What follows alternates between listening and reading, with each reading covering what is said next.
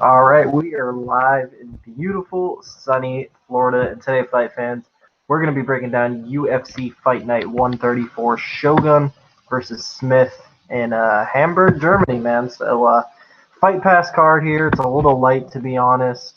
Not a whole lot of name value on this card, but fun matchups, great betting opportunities. I actually love this card, man. It's these lower level UFC events where there's some real golden hidden opportunities, and I definitely think I found some here, guys. So, last UFC event was a slight loss. I lost on Miles Jury, Blagoy Ivanov, Jody Escobel, but I won on Volkanovski and Alejandro Perez. It was a slight loss for that card, Boise. But then I bounced back Tuesday night contender series 2 nights ago. I had a nice big win on Austin Vanderford. He showed how tough he is. So good start to the week so far. I have a play for PFL tonight. I have a 5 unit max bet on a parlay between Andre Harrison and Lance Palmer. Those fights should actually be coming up pretty soon here. So, yeah, I have 5 units minus 175 on a parlay of those two guys. I got them at like minus 400 range each. They're at like minus 1,000 now. I think Lance Palmer is like minus 2,500 on some books. It's crazy, but yeah, got that going for tonight. So hopefully we'll keep it rolling. And I do have 5 plays for this card, man. I'm excited to talk about all those. I'm not gonna lie, there's a few fights on this card. I didn't have the time. I've had a really busy week this week, and it's honestly a miracle I'm even getting this out tonight. I was gonna do it yesterday, but I got caught up in things. Shit happens, man. But we're here. It's probably gonna be one of my shorter breakdowns for sure. So, yeah, let's just get right into it, man. So I got 5 plays. First fight of the night is not a play, but it very well could be on a different card, man. So, we got Pengguan Luau minus 105 taking on Damian Stasiak minus 115. I like this. I like this Chinese fighter here, Pengguan Liu. Decent striker, dude comes in shape. I mean, he puts on a serious pace, and obviously the big thing here is Damian Stasiak's ground game. Will he be able to get it there? Will he be able to sub this kid? And you look at Liu's losses here. He's got some submission losses, but if you really look into it, man, I mean, his last submission loss was, I want to say, like 5 years ago. And let me see. Yeah, it was 5 years ago. And dude has improved a tremendous amount. I watched his early fights and I watched his recent fights. It's honestly a completely different guy. Um, I gotta sneeze. Oh, excuse me. Oh, always gotta sneeze during my podcast. But yeah, coming off a 12-second knockout, this guy's serious for sure, and he's definitely gonna have the striking advantage over Damian Stasiak. It's just a matter of whether he can keep it his fight.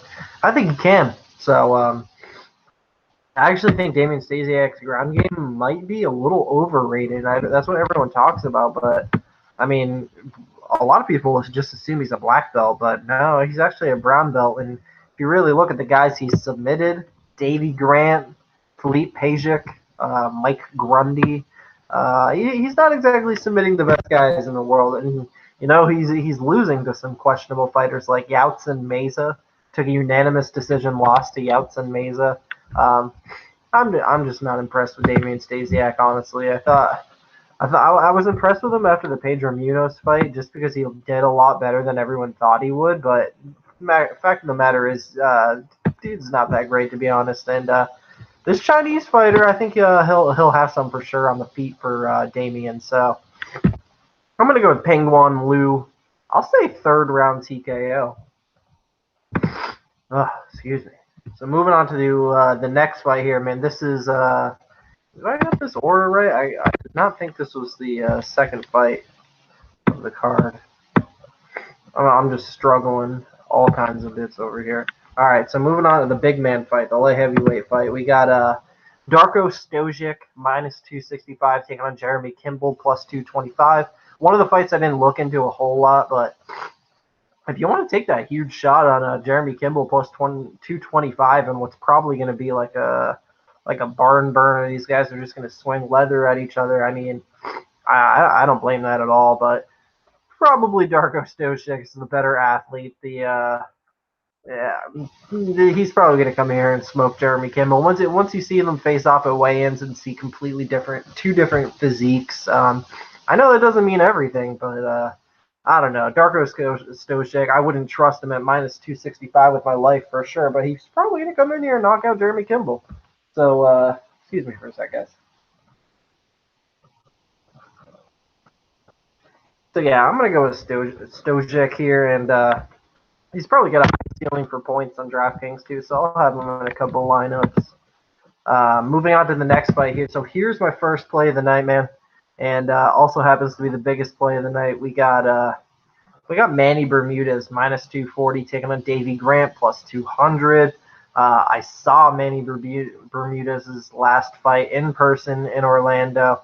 Submitted Albert Morales, and this guy Manny Bermudez, he's got a hell of a sub game. He's relentless with the takedowns. I like this guy a lot, man. Obviously, he has a lot to work on with the striking, but I don't think he has too much to worry about here with Davey Grant. I mean, honestly, the only path to victory here I see for Grant is a knockout. And you know what they say about these punchers' chances in the lower weight classes? It just doesn't happen a whole lot. So, I mean, I think Manny Bermudez, he's the younger guy, he's the better athlete. He probably wants it a hell of a lot more. I've heard some things that Davey Grant is looking to get out of the sport real quick. And, you know, Davey Grant's high up on my list of guys I want to fade anyway. And I definitely trust Manny Bermudez with his gigantic grappling advantage here to go in, take down Davey Grant, submit him relatively early, man. So I'm actually going to go with Manny Bermudez first round submission.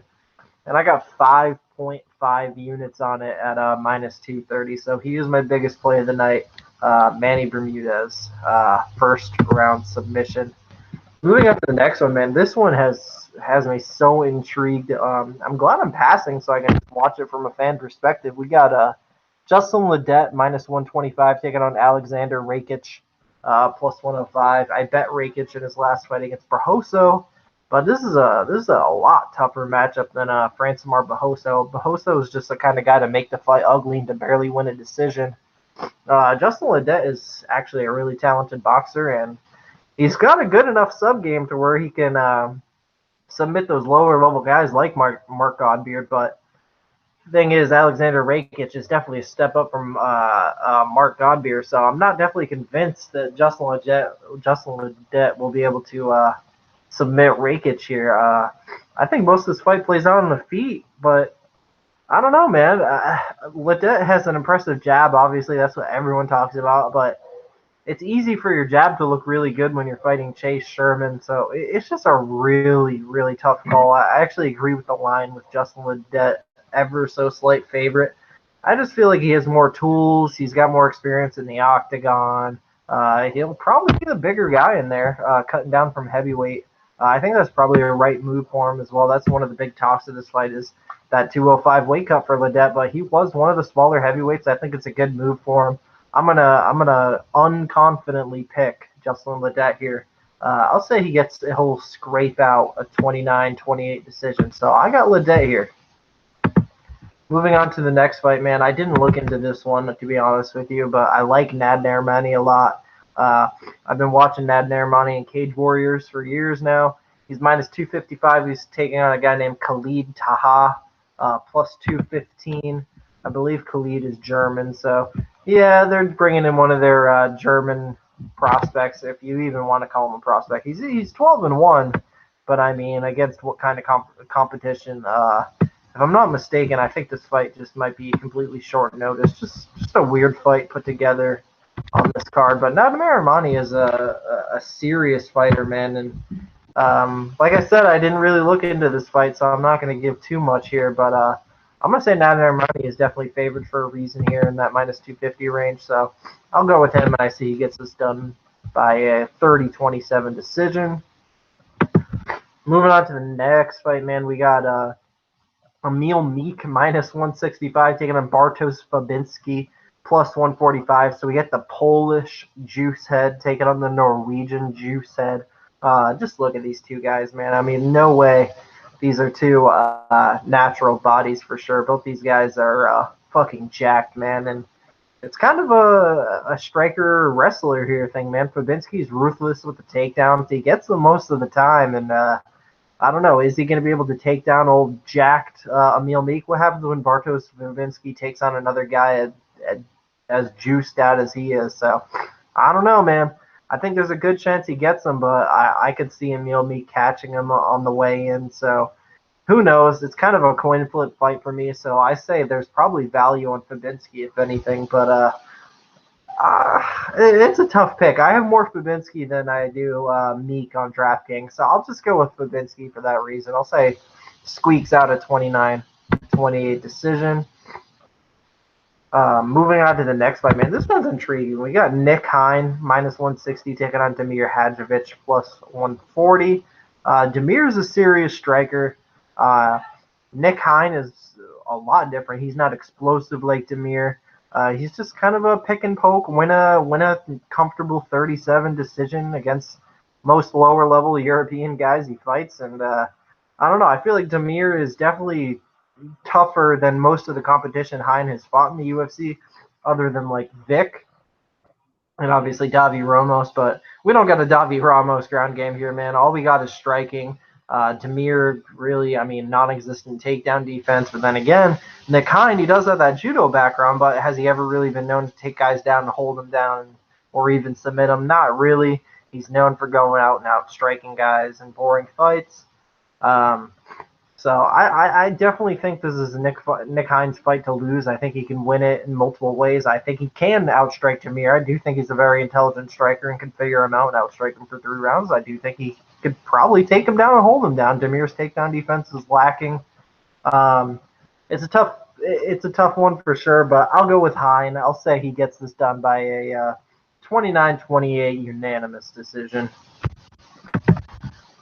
So moving on to the next one here, we got Danny Roberts, I believe the biggest favorite of the card, minus 365, taking on David Zawada, plus 305. Another one I didn't really look into so much, just because seeing Danny Roberts in that minus 400 range, obviously you don't want to bet him at that range, so I went and did tape on David Zawada. Not really impressed. I wanted to be able to fade Danny Roberts here, but it's not going to happen. Danny Roberts is probably going to smoke this guy in the first round, honestly, but he's overpriced on DK. He's overpriced on the betting line. So big old pass here, but Danny Roberts is a better striker, and will win this fight by first round knockout. Okay. So moving on to the next one, man. This has been a fun fight to talk about. So we got Mark Diakaze, minus 165, taking on Nasrat Haqparast, plus 145. This is my second play of the night. I have 3.5 units on Mark Diakaze at minus 175 to win 2 units. Basically, I just think Nasrat, he's a little too young for the UFC. He's not quite ready yet. He's still so green on the feet. Obviously, his striking's his best area, but he still has defensive flaws. I think Mark has multiple ways to win this fight. I think he could catch Nasrat for sure. But I think the more likely thing is he uses that British wrestling he's got and takes down Nasrat and holds him down, maybe even subs him. Who knows? I don't think he'll be able to sub Nasrat. Marcin Held wasn't able to sub Nasrat, but still. Going in there, losing a 30-27 decision to Marcin Held after even dropping Marcin Held. Yeah, I know it was on short notice and he's young, but it is what it is. They're giving him a step up here, surprisingly, in Mark Diakaze. So I don't know, man. This just screams Mark Diakaze victory all day to me. Whether he does it with the wrestling or if he starches the kid, who knows? But I got Mark comfortably here, man. Good fight, though. So, yeah, 3.5 units on Mark. I feel like this is a really good spot for him.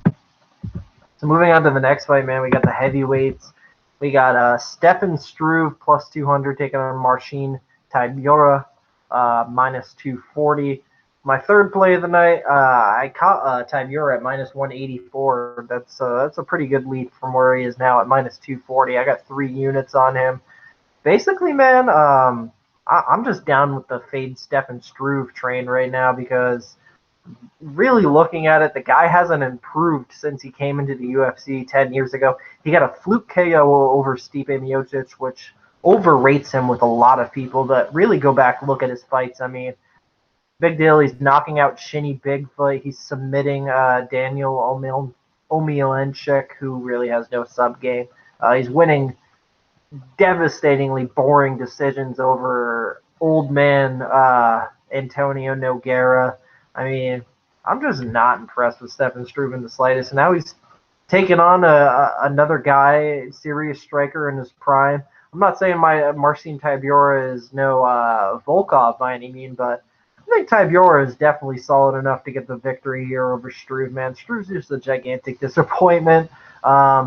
He's been in the UFC for 10 years, and he still hasn't figured out how to use that damn reach of his. So, I mean, and all the mental, I don't like to say mentally weak, but I mean, with Stefan Struve, we're definitely dealing with a kind of a head case here, and those are kind of guys you don't want to have your money on. And I trust Tybura here; he's a solid enough fighter. I know he's took some L's recently, but he's going to get back on track here against Stefan Struve. So I think he can. I think honestly, he's got this fight wherever it goes. So I'm going to go with Tybura. I'll say 30-27 decision for the fuck of it. Moving on to this fight, man. This is my most recent bet. So I got a lot of bets here right in a row. Main card. And it's crazy. I know this fight's in Germany, but these last three fights of the night, it's all Brazil versus the world, which is weird. Three Brazilian fighters taking on three fighters from Germany, America, and America. But either way, we got Vitor Miranda plus 165 taking on Abu Izatar minus 190. That's the line I got him at, guys. I got 4 units on Izatar here at minus 190. Vitor Miranda is a guy I've been fading for a little while now, man. Chris Camozzi was literally one of my first ever MMA bets I ever had over Miranda. I got some huge dog money on him, like plus 200 or something like that. And then I max bet faded him against Marvin Vettori. Marvin Vettori, the grappler, outstruck the striker there. And now Vitor Miranda, at an even older age, after more miles on him, he's about to come in here with a serious striker in his prime. One of the best German prospects. I mean, this is a showcase fight for Abu Izatar, man. And I was just reading some things about him earlier today that he's got those German mob ties as well. So I think that might have a little bit something to do with the decision if it happens to be a close fight, if you know what I mean. A little German mob home cooking, just in case it's close. But I don't even think it's going to be close, man. I think he comes out here and smokes Vitor Miranda. Abu Izatar is very explosive. Good fighter, puts punches together well. I think he beats Miranda up, and Vitor has some good striking of his own. He's not a slouch by any means. He's a decent striker, but if the striking isn't working out for Izatar, Miranda has little to none takedown defense, so that's a nice plan B right there. So Izatar for the win, 4 units minus 190. And moving on to the co-main event, my fifth and final play, the smallest play though. We got Glover Teixeira minus 155 taking on Corey Anderson plus 135. I took a 1-unit shot on the opener on Corey Anderson plus 220. So obviously some big gain there compared to what it is now. So yeah, one unit, just 1 unit on plus 220. Basically, I feel like this is definitely a fight Corey Anderson could win. I mean, I just thought that line was crazy, and I just had to hit it right away, man. For good reason. It's plus 135 now. Obviously, Corey Anderson has a pretty weak chin and has gone down to fighters less talented than him before, just based on how weak that chin is, man. And Glover can crack for sure. Glover's a serious striker, but problem is Glover Teixeira, he's lost to wrestlers like this before. He's taken, the beating he took against Alexander Gustafsson, the knockout he took against Anthony Rumble Johnson. I know he just got a win in his last fight against Misha Serkinov, and I bet Glover there, man. But this is a different one, man. I kind of, skill-wise, I kind of trust Corey Anderson more than I did Misha Serkinov. I just feel like Corey's he's a really good wrestler, man. If he doesn't get caught, he can go in there and out wrestle a lot of really good fighters. And I think he can do it to old Glover Teixeira here. So I'm going to go with Corey Anderson. I'm not very confident. Just going to put that out there. I'm not that confident, man. It's just a 1-unit shot on a crazy line, and that's exactly what it was. It was a crazy line, plus 220. Maybe it's not a crazy line. Maybe Corey comes out here and gets smoked in the first round, but I think it's worth a shot. So 1-unit Corey Anderson plus 220. I say 30-27 decision. So moving on to the main event of the evening here. This one I'm glad I can just sit back and watch. Well, I am pretty heavy on one guy in DraftKings, so we'll see. We got Anthony Smith minus 225 taking on Mauricio Shogun Hua plus 185. I like Shogun here, man. I like the dog.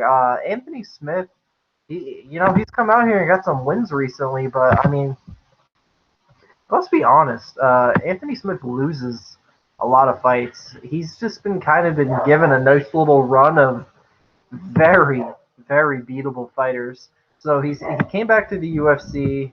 He won against Leonardo Guimarães. Very sketchy fight, though. He showed gigantic holes with his gas tank and blah, blah, blah. It's about as bad you can look in a win as possible in that fight. And Guimarães, I mean, where's that guy now? Lost to Cesar Ferreira. Knocked out Elvis Mutapcic, but was losing that fight. Knocked out Andrew Sanchez, but was losing that fight. Knocked out Hector Lombard, but was losing that fight. I mean, and we're talking about Hector Lombard, Andrew Sanchez, and Elvis Mutapcic. So we're talking very low level here. Or just guys shot in their prime. Thiago Santos absolutely smoked Lionheart. And then Anthony Smith knocks out Rashad Evans in under a minute in his last fight. But, I mean, we're talking about the ghost of Rashad Evans. Now, when you got Shogun on the other hand here, Shogun's still got something left, guys. Shogun still looks good in his fights, and if anything, he's been looking better and better compared to like how he looked like 3 or 4 years ago. I think Shogun has a hell of a chance here. I think he needs to survive the. I feel like Anthony Smith is going to come out like a man possessed here. I feel like his confidence is sky high off that Rashad Evans fight. I feel like he's going to come out here and try to blitz Shogun, similar how OSP did. And, maybe that works, but I don't know. Shogun, I just feel like he's higher level at this point. He's got the experience. He has better boxing, better striking, probably better jiu-jitsu. He's got that 5-round war experience if it gets there. I don't know. I think this line's definitely off, and I see a lot of people betting Anthony Smith, but I'd be super fucking careful, man. I think Shogun might have one more big main event win in him, and I think he knocks out Anthony Smith at some point here. So, yeah, I'm not taking the shot. I'm going to be passing on it, but I'm going to say Shogun gets the upset here. I'll say third round KO for Mauricio Shogun Hua. So that's going to do it for me, guys. I appreciate you all very much for tuning in. I'm sick. I don't feel good. It's a shitty situation at the moment, but I came through for you guys. Happy to be here. Like the video that takes about 2 seconds. Subscribe to the channel. I haven't missed a card in almost 2 years now. Follow me on Twitter at MMAKelton. I'm down to talk fights with just about anybody. And leave a comment below. I want to know who all you guys are betting on this card. So thank you all very much for tuning in. I appreciate it. I'll see you all next week. Let's cash these bets.